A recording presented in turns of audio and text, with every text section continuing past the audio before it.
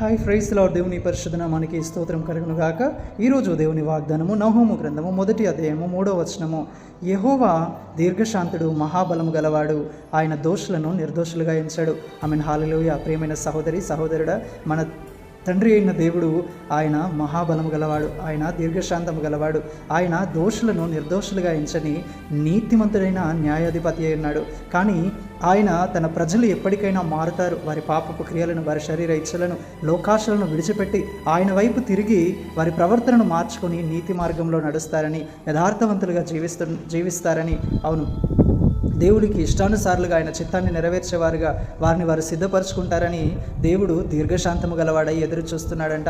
శిక్షించుటకును నాశనము చేయుటకును మహాబలము గల దేవుడైనప్పటికీ కూడా ఆయన నీవు నేను మార్పు చెందాలని ఎదురు చూస్తున్నాడు. ఆయన చిత్తాన్ని నెరవేర్చే బిడ్డలుగా, ఆయన మాట వినే బిడ్డలుగా, ఆయనకు ప్రార్థించే, ఆయన వాక్యాన్ని ధ్యానించే, ఆయన చిత్తానుసారంగా నడుచుకునే బిడ్డలుగా మనము మార్పు చెందాలని దీర్ఘశాంతం గలవాడై ఎదురు చూస్తున్నాడు.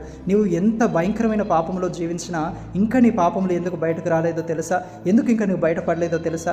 దేవుడు నువ్వు మారుతావని నీకు అవకాశం ఇస్తున్నాడు. కాబట్టి సమయం ఉన్నప్పుడే సద్వినియోగం చేసుకో. దీపం ఉండగానే ఇల్లు చక్కబెట్టుకో. ప్రియమైన వారలారా, మీ మార్పు కోసం ఎదురు చూస్తున్న దేవుడు త్వరగా మీరు ఆయన ఇచ్చిన అవకాశాన్ని, ఆయన ఇచ్చిన కృపను మీరు దాన్ని వినియోగించి మార్పు చెంది ప్రభు కొరకు జీవించండి. అప్పుడు ఆయన మిమ్మల్ని హెచ్చిస్తాడు. ప్రభు అట్టి కృప మనందరికీ దయచేయునుగాక. Amen. Praise the Lord. May God bless you all.